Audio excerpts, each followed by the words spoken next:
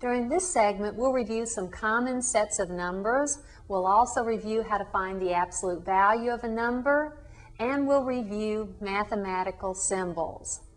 First of all, let's begin by what we mean by a set. A set is simply a collection of objects, each object called a member or an element of the set. So let's review the set of natural numbers and the set of whole numbers. The set of natural numbers is the set containing 1, 2, 3, 4, 5, 6, and then notice after 6 we have 3 dots. The 3 dots is called an ellipsis, and it means that it continues on in the same manner. So I'll say that the set of natural numbers is a set containing 1, 2, 3, 4, 5, 6, and so on in the same manner. The set of whole numbers is the set consisting of 0, 1, 2, 3, 4, and then continuing on again in the same manner. Notice that the set of whole numbers is the same as the set of natural numbers, except that the set of whole numbers contains the number 0 also. We can picture or visualize numbers on a number line. So let's draw a number line. To draw a number line, we begin by drawing a line. Then anywhere along the line, let's choose a point, and we'll call that point 0. To the right of 0, designate another point, and we'll call it 1. Now, once we have 0 and 1, we have defined what I'll call a unit's distance, the distance between 0 and 1. So this same distance now to the right of 1, in other words, a unit's distance away from 1, this time to its right, I'll designate another point, and I'll call it 2. Go another unit's distance away, 3. Another unit's distance away, 4. 5, and so on. So this is a number line, and notice I'm showing the whole numbers on this number line. How do we graph, say, a number? How do we graph the number, say, 3? To show the graph of 3, we'll place a closed circle on the point representing 3. How would we graph 5? We'll place a closed circle on the graph representing 5. Now that we can visualize points, we can visualize which number is greater than another number, because a number is greater than another number if it lies to its right. A number is less than another number if it lies to its left. So looking at this number line, we can see that 3 is less than 5 because 3 lies to its left. We can also say 5 is greater than 3 because 5 lies to its right. All right, now let's define or review some symbols. Here we have the symbol that means is equal to. Underneath, the symbol that means is not equal to. Then the symbol that means is greater than. The symbol that means is less than. The next symbol means is less than or equal to. Then the next symbol means is greater than or equal to. And these are some mathematical symbols and their meaning. So earlier we said 3 is less than 5. To write this in symbols, we can write 3. Then I write down the symbol that means is less than 5. I also said 5 is greater than 3. So I can write 5 is greater than 3. To help you remember these symbols, notice each time the symbol is in effect pointing to the smaller number. 3 is the smaller number, the symbol is pointing to it. Again, 3 is the smaller number, again the symbol is pointing to it. And this reads 3 is less than 5, 5 is greater than 3. All right, let's look at the following. Suppose I have two numbers, say 7 and 3. And let's insert is less than, is greater than, or is equal to make this a true statement. Well, we know 7 lies to the right of 3 on the number line, so 7 is greater than 3. We write this then as 7 is greater than 3. Let's look at the following statement and see if it's true or false. Here's my statement, 8 is greater than or equal to 9. Is this statement true or false? Well, this statement is true if either 8 is greater than 9 or if 8 is equal to 9. Is 8 greater than 9? The answer is no. Is 8 equal to 9? The answer is no. So this is not a true statement. This is a false statement. 8 is greater than or equal to 9 is a false statement. What about the following statement? 11 is less than or equal to 11. Well, this is going to be true if either 11 is less than 11 or if 11 is equal to 11. 11 is not less than 11, but 11 is equal to 11, so this is a true statement. 11 is less than or equal to 11 is true. Now that we have these mathematical symbols, we can use these symbols and translate word phrases into mathematical symbols and sentences into mathematical symbols. Let's do the following. Let's translate this into mathematical symbols. And by the way, this will lead later into problem solving. 5 is greater than or equal to 4. 5 is greater than or equal to 4. We can translate this into symbols. 5, and then is greater than or equal to, here's the symbol for is greater than or equal to 4. I've translated this word statement to symbols. All right, let's go back to our number line for a moment.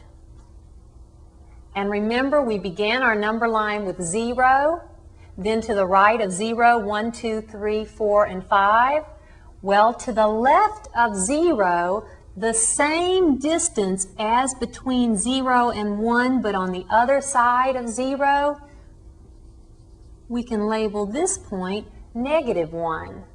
Then to the left of -1, a unit's distance away also, but from -1, we have -2, and we can continue on in this same manner. So notice we have 0. Then to the right of 0, we call these numbers positive numbers. To the left of 0, we call these numbers negative numbers. And the numbers I've shown here are what we call integers. So let's look at a definition of integers. The set of integers is, now notice I have an ellipsis continuing on in the same manner to the left, and then -3, -2, -1, 0, 1, 2, and 3, and continuing on. So there we have the set of integers. Once again, I am showing the set of integers on this number line, but also notice that, for example, between 0 and 1, for example, halfway between 0 and 1, there is a number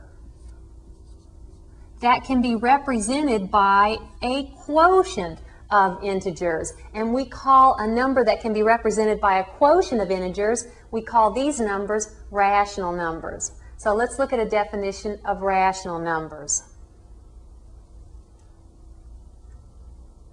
The set of rational numbers is the set of all numbers that can be expressed as a quotient of integers. And once again, this is the set of rational numbers, the set of all numbers that can be expressed as a quotient of integers. All right, so as I mentioned, 1/2, that's a rational number. Every integer, for example, the integer 3, is a rational number also because any integer can be expressed as a quotient of integers, and here's one way of doing so. So any integer is a rational number also. Now, not all numbers can be expressed as quotient of integers. If they can, they're rational numbers. If they can't, they're what we call irrational numbers. Let's look at the definition of an irrational number. The set of all irrational numbers is the set of all numbers that correspond to points on the number line, but that are not rational numbers. That is, an irrational number is a number that cannot be expressed as a quotient of integers. So let me give you a few examples of irrational numbers. For example, the square root of 2 is an irrational number. It cannot be expressed as a quotient of integers. Another number that's an irrational number, pi, is an irrational number. It cannot be expressed as a quotient of integers. Now, rational numbers together with irrational numbers, those numbers all together make up the set of real numbers. Let's look at the set of real numbers. The set of real numbers is the set of all numbers, each of which corresponds to a point on the number line. So that's the set of real numbers, that's the set of all numbers, each of which corresponds to a point on the number line. So keep in mind, when we have a number line, we are showing all real numbers. I have depicted or pointed out integers, but I can graph any real number on the number line. All right, let's keep these sets of numbers in mind. So far, we've looked at natural numbers,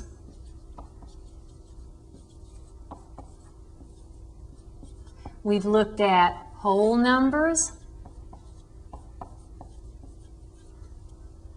we've looked at integers, we've looked at rational numbers, we've looked at irrational numbers,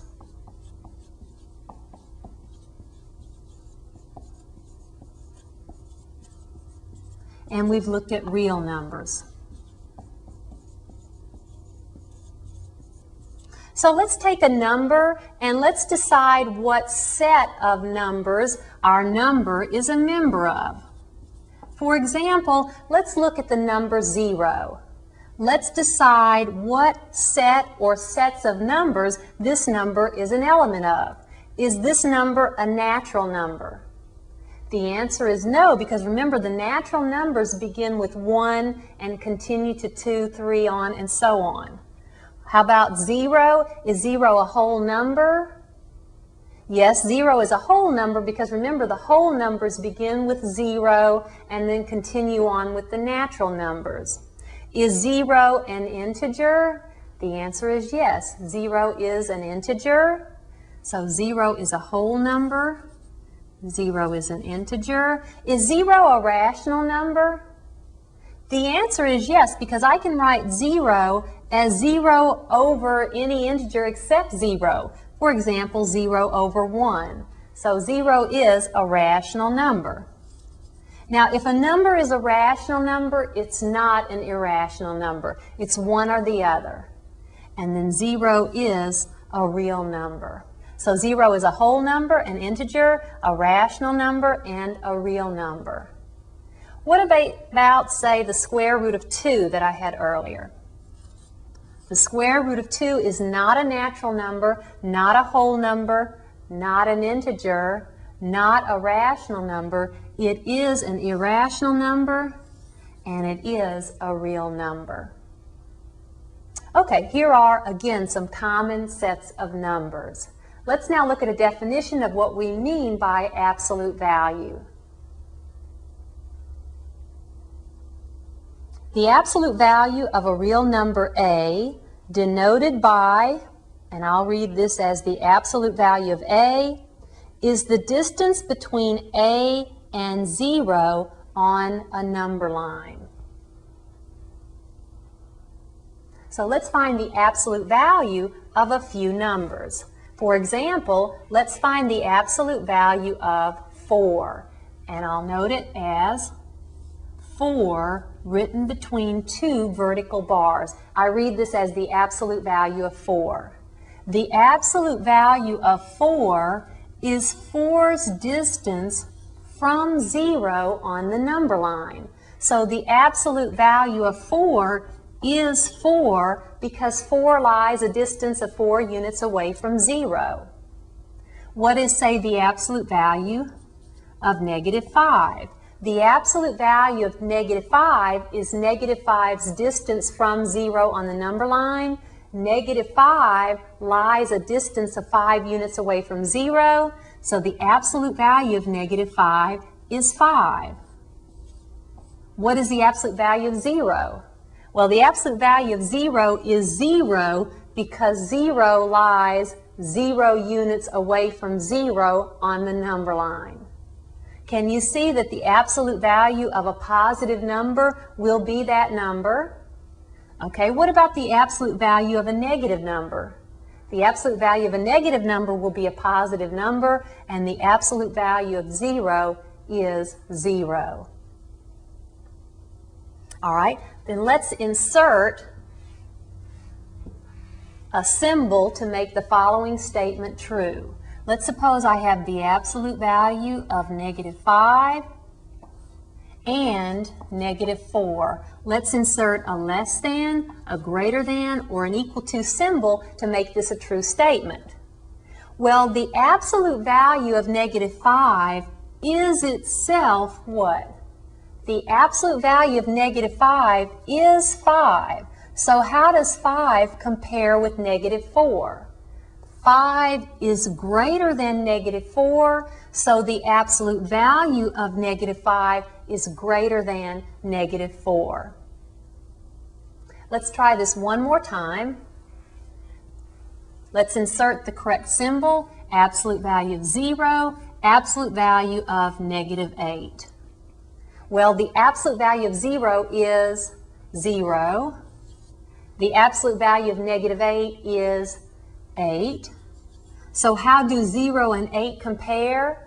0 is less than 8, which means the absolute value of 0 is less than the absolute value of -8. Okay, at this time review these common sets of numbers and also review some mathematical symbols and how to find the absolute value of a real number.